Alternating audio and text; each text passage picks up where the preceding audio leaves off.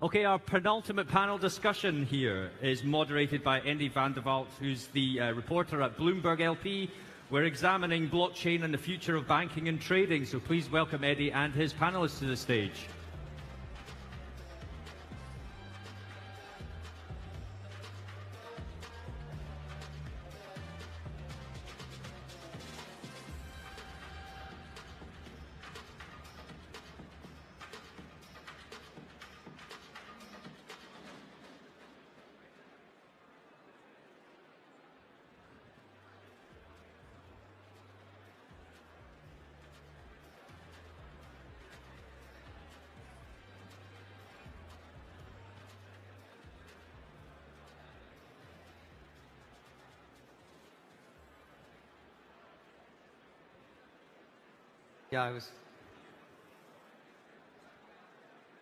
All right. Everybody, thank you very much for coming. We've got a very exciting panel. We're looking at blockchain and the future of banking and trading. We've got a fantastic panel here. I'm going to give them the opportunity to, one by one, introduce themselves.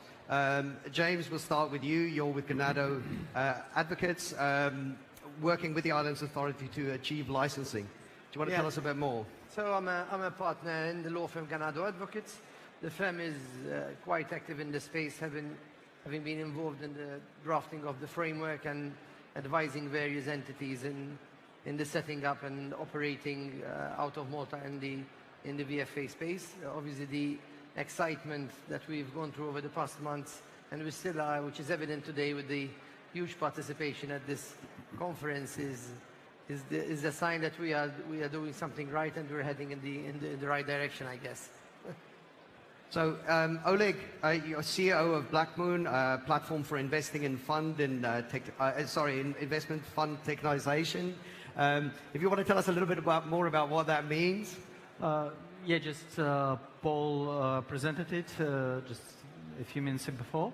And yes, I'm director of Black Moon, and we are heavily investing in our setup and substantial presence here in Malta, and working with James and other colleagues here and advisors. So, yeah, and tokenization is a quite complicated thing just to spend your time on it at the moment. Fantastic. Rod, banking expert until recently at Agribank, but I think you're setting out on your own at the moment. Yeah, I'm 28 years in banking, spent 18 years at the central bank, and part of it at the European Central Bank also, and the last 10 years in the industry. I started 3 banks in Malta. Last one was Agribank, and I moved now last month from Agribank, so fantastic at the moment. Michael, founder and CEO of DasCoin, you want to tell us a little bit? Sure. I'm an entrepreneur. My background is financial services and technology. Right. And what I saw was this amazing opportunity with the convergence of those two areas. Right. And have created a worldwide platform all built around distributed ledger technology. And the idea is to really find all the opportunities for innovation in a space like financial services, but that's just one of many areas that innovation is possible.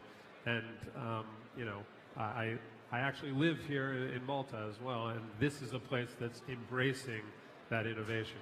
Right, and we were just talking about it a minute ago backstage. It really feels like a place where something's happening. Just look at the number of people that's turned up, right? Yeah. Oleg, I want to come to you first, if you don't mind. When we spoke beforehand, you told me that there's quite a lot of challenges in banking at the moment, getting access to banking, all of that sort of stuff. You want to tell me a bit about your experience? I believe it's not a surprise and not a secret for anybody that for the last 5-6 years, the banking regulation and procedures became more and more complicated and let's say, not became more rational with time. Yes, indeed, the whole blockchain island and licensing regime that was introduced by Maltese government is something that everybody is interested, and not importantly, to be able to work with banks and other professional institutional, like in the financial players. So indeed, it's really hard for an innovative company, specifically financial technologies area, to find a banking service provider.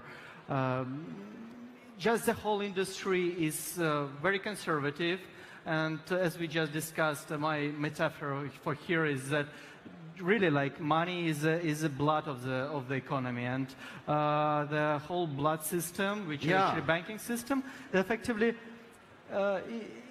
it shows signs of autoimmune disease. Because it fights itself somehow, sometimes, and effectively we as entrepreneurs, as customers and clients of the system, we who pay salaries and taxes, we effectively just have to fight not only with a competitive marketplace, not just imagine new products and services and deliver them to our customers, but we have spent, I spent maybe like 60% of my time working on applications, and indeed, just the last one I sent to AgriBank.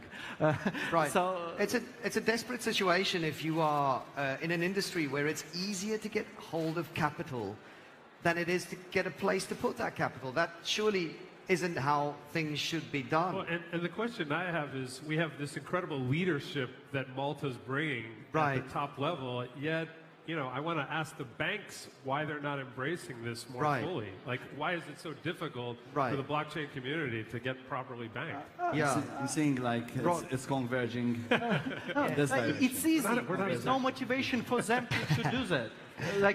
And a lot of punishment. But let's keep in mind one important consideration, just to stay a bit on the side of Roderick, is that this is a sector which is still in its infancy. It is a sector which is operating outside the norm when it comes to regulation. It is a sector which is itself not subject to AML, but it is to an extent self-imposing AML and KYC within a context of, I will do what I think is right. Now, what operators think is right might be here. What banks must do might be up here. The issue is that unless and until we fill the gap, the banking sector will just not embrace this industry. And this is why I think that one of the most important components of the local regime is not just the MFSA rules and the law, which is something which is very important to have, and for these rules to be in sync with the expectations of the industry. But more important than that is the AML framework. Because if the AML framework is not going to be embraced by the industry and the banks recognize it, then I think we will still have a problem.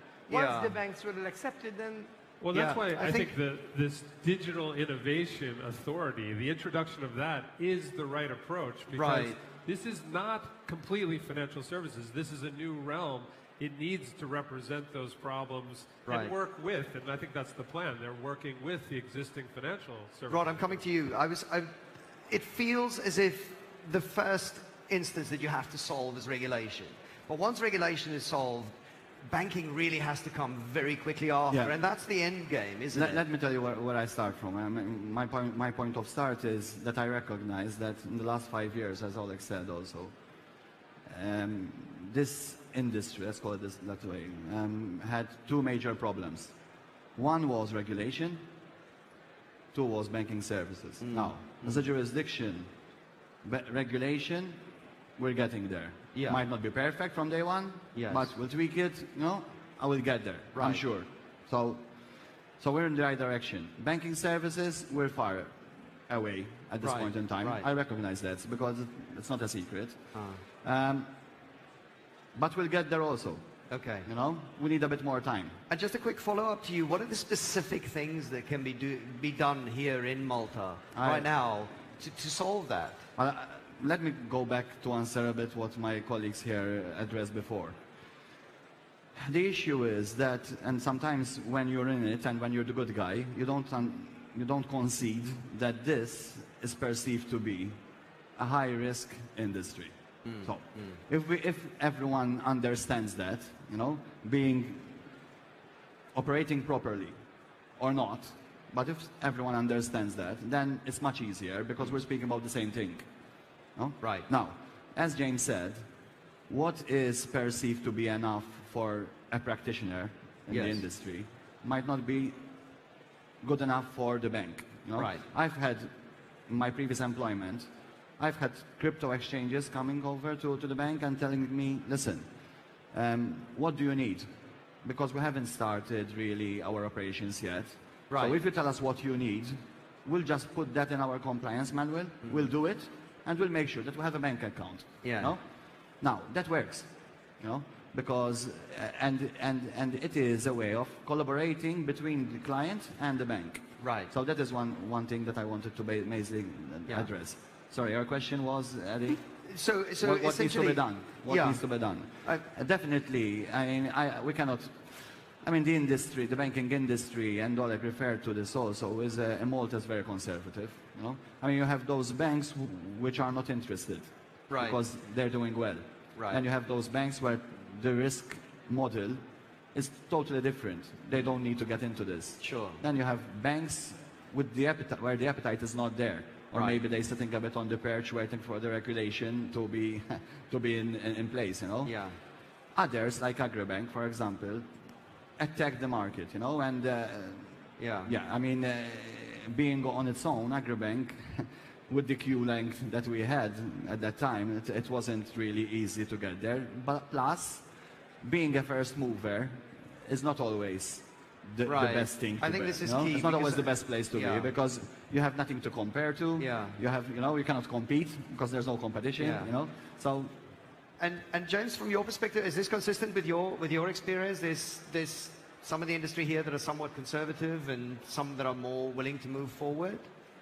At the end of the day, Roderick, I think, hit the nail on the head in this respect. There are banks which are keen to talk to operators and maybe find a manner in which they can collaborate and work together. And there are other banks who just don't have the appetite for it. Yeah. But I think when it comes to the banks, it boils down to AML. Okay. Because at the end of the day, imagine you have a client coming to you and telling you, I'm going to deposit hundreds of thousands, possibly millions of euros or dollars with you, which belong to my clients. I'm doing AML, don't worry on them, but I'm not a subject person myself, right? And then you're going to ask them, where is the money coming from? Oh, all over the world, possibly, right? So I want to come across to you, Michael. There needs to be that overlay of, if there's self-regulatory methods of doing, you know, some of these things like AML, I think there needs to be a willingness from, you know, the government side of things to work within that self-regulatory approach. Right. And I'm hoping there's some framework for that to happen in this new regulation. But just on that point, is there an opportunity also to innovate around that? Once you've got that regulation, you know, what are the innovative opportunities in Malta? Do you think we're going to see things like specific projects like Founders Bank that are going to address these issues, or are we going to see existing banks come into the space, or is it a mixture of both? It depends on what the existing banking community, their response. And you're right, naturally they're very conservative, but it's a competitive worldwide economy. So coming into and seeing the openness in Malta, I think there's going to be other banks. You want to say? Yeah, I mean, what I said before is I think it will hold even when the regulation comes in. Yes. So I cannot see the current banking structure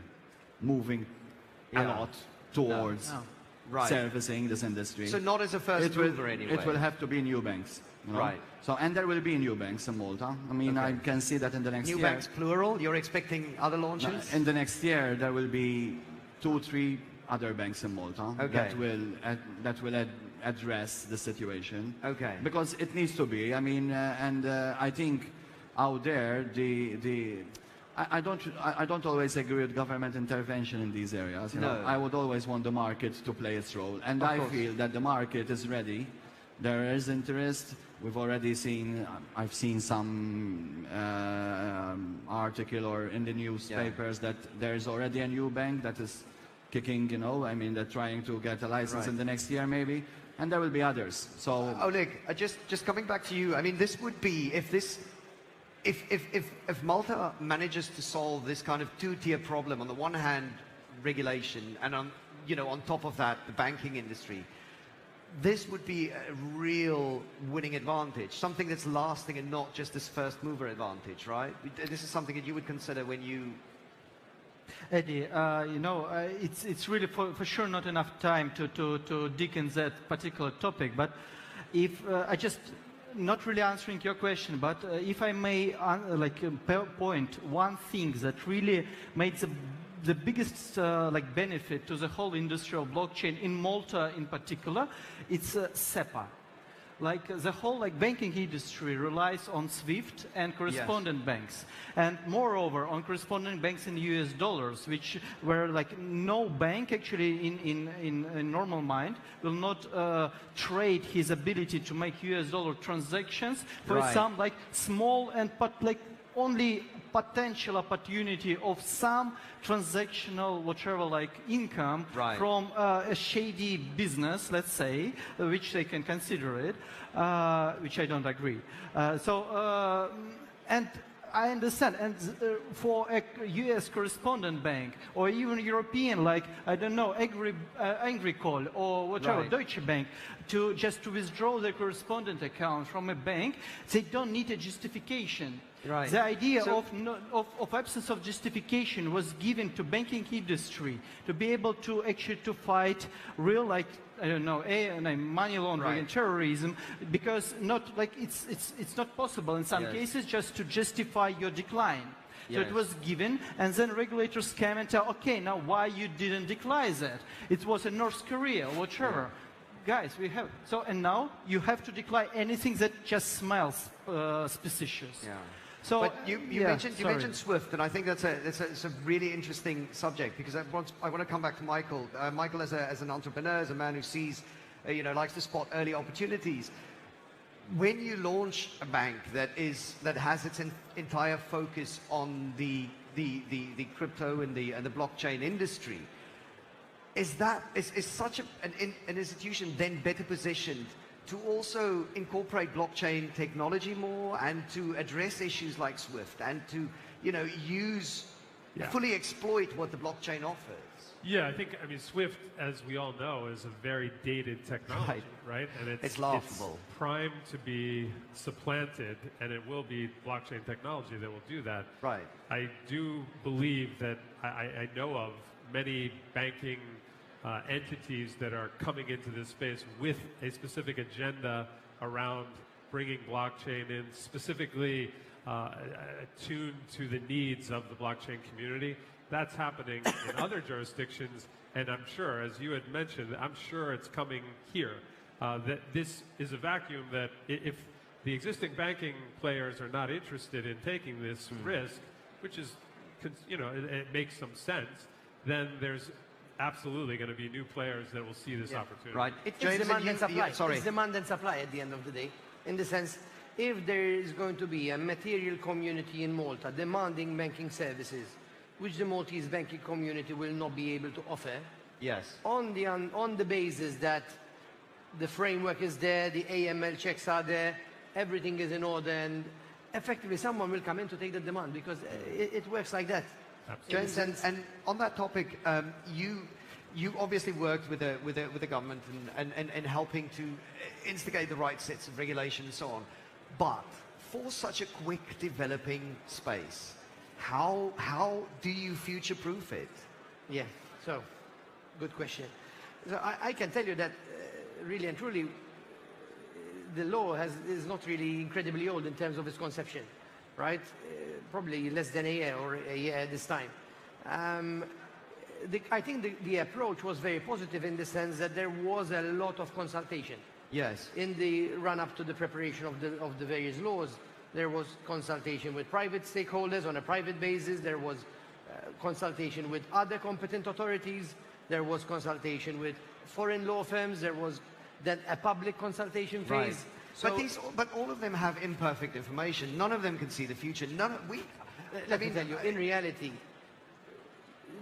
the law is not perfect. Right. The regime is not perfect. Right. the rules are not perfect. They're very good, but they're not perfect. I Right. think they don't need to be perfect at this stage. The important thing is that there is the goodwill on the part of the legislator and the goodwill on the part of the regulator Right. to recognize that they are not perfect, to hear what the industry has to say about them. Yes. Now that they will start working on the basis of that rules and improve them as we go along. And Yeah. the courage and the boldness of being the first worldwide, that cannot be underemphasized. No. That takes a lot of leadership. Yeah. Right. And because it's hard to do. Yeah. Because we don't know all the answers. But they took the right approach. I think that you see that in Right, this. Rod, and the fact that it is a smaller jurisdiction, the fact that it was willing to respond so quickly to challenges now probably means that if there are issues in future that they can address those quickly as well, right? Say again, Nadine? So I'm saying, sorry, I'll speak up. The fact that so Malta is showing right now that it can quickly respond by bringing in regulation as needed. So if the situation changes in the future, and what is needed from regulation changes, Malta will again be able to respond. Definitely. I mean, when there is an evolving sector such as this, and a young sector such as this, you cannot have a continent that is looking at this to address it. It has to be Yes. someone country which is small, nimble, and that can take decisions. Yes. Similar to banks. Banks is the same. I mean, you cannot have JP Morgan going in and servicing, Right. just to mention one. I think- Of course, in 3 years' time, they will acknowledge that they did a mistake, but at the moment, they cannot afford it. So, it has to be a small bank or a new bank. I mean, and innovation comes with new banks. Right. I mean, the banks who have a legacy and have Right. systems in place and have spent a lot on systems Yes. cannot afford to innovate like that. No. When a new bank can afford it because it can start fresh. It can look at blockchain and it can say, listen, oh, this will solve the data management problem. I This will solve I like that idea because it shows us. I mean, this plays to your strength, Michael. It is typical where there are challenges, there are opportunities, and that's what we see in the banking industry today. And solve that issue, and you solve issues for Malta, and you create opportunities for yourself, right? True, absolutely. Yeah. The nimbleness factor is, important. I think that, exactly to your point, the nimbleness of Malta shows up, and it is going to take a small, nimble banking player to really impact this. or two or three. Now- yeah, right, exactly. It's very difficult to be in Malta right now and not talk about trading. There was a Morgan Stanley report out earlier this year that said, the majority of cryptocurrency trading happens, in exchanges that are via Malta. But in trading, it's the same sort of split, isn't it? It's a split between the opportunities and the challenges. And the challenges in trading is that there's such a diverse group of exchanges out there.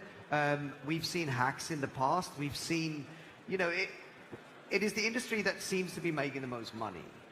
But it also seems to be the industry that attracts the most negative attention. Do you see, Michael, more exchanges moving to Malta? Do you see, and what does the jurisdiction have to offer them? I think that there has been a very strong trend in that direction, and Right. again, it's searching the world for the right jurisdictional approach to this very new industry. It's hard to find. I mean, you have some standouts. I think Singapore is one that Right. is doing things the right way. But yeah, I think to find at very top leadership levels the support of this industry will absolutely attract more exchanges to here. That is without a doubt. As to your point, as things are evolving, like you need this nimbleness and receptivity that's Yes. at the higher levels of this country. And I'll throw this open to the panel, whoever wants to answer. But I'm curious, the issue with so at the moment a big topic of discussion in the crypto industry is stable coins, right? And stable coins like Tether and so on.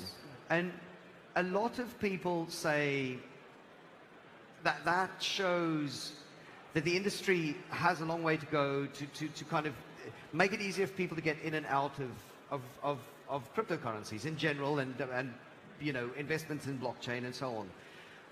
If access to banking becomes easier, does it become easier to get to trade in and out of crypto? Is that something that will be solved by this? I think that stable coins came around because of the problem with the banking sector. Right, exactly. Because really and truly, you are replacing the euro, the dollar, and any other fiat currency with a stable coin.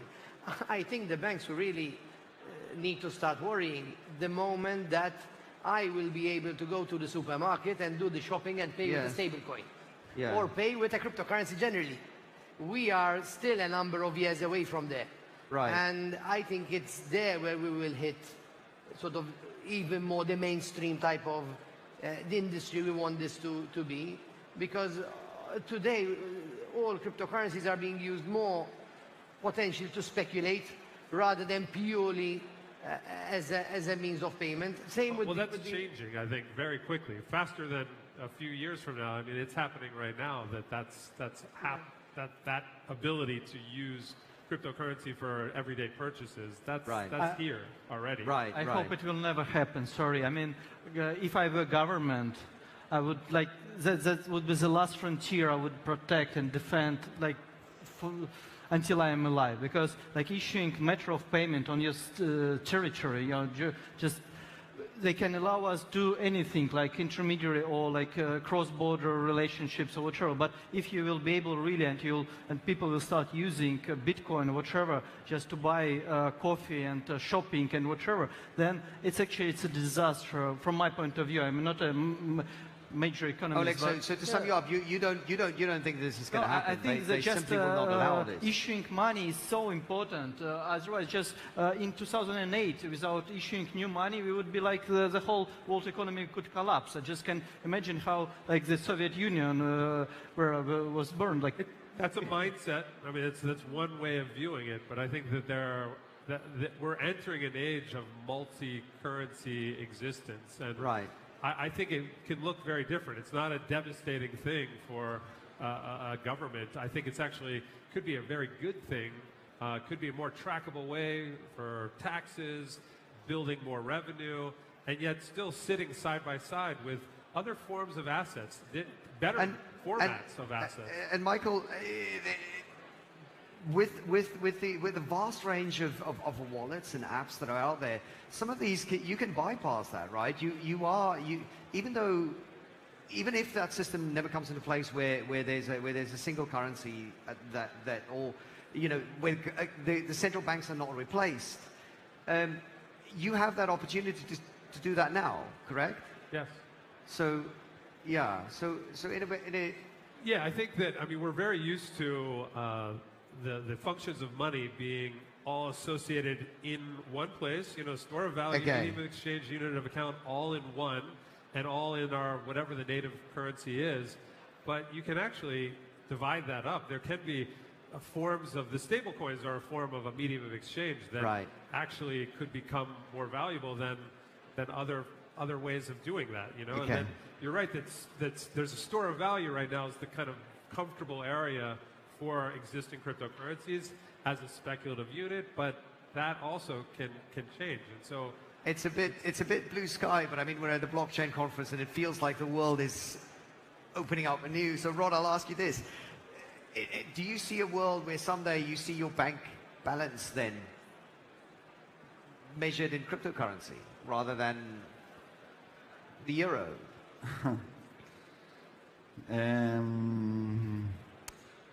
I don't want to see it, actually. Don't see it, yeah. I know. No, I mean, it's a tricky question. I mean, when you mention the euro, it's tricky, you know, because the euro is a national currency. We're part of a club. Right. That club uses the euro. We cannot issue our own currency unless we're out of that club. And I'm not envisaging an exit here or something, you know. So, having crypto being used for daily. Sure. I think the market will adjust. But that's We not should not play with that. I mean, there are so many things that we can do. It's all just incredible stuff with trading, with just proof of ownership, with like whatever we can do. That just attacking that castle is just not wise. Right. Value, Yeah, like Okay. I think value is actually something that's much more dynamic and will be defined in other ways than we're so used to. James, just briefly, if we come here next year, what do you want to see by next year? I think we will definitely want to see more operators operating out of Malta. We will see a number of them already authorized by the MFSA because we would be at the end of the one-year transitory period. Yeah. We will hopefully see more bankers on the panel talking positively about their experiences with exchanges. But if I can make just my final remark, if I really want to see in the future, I think that security token exchanges will definitely be something big in the next 5 to 10 years.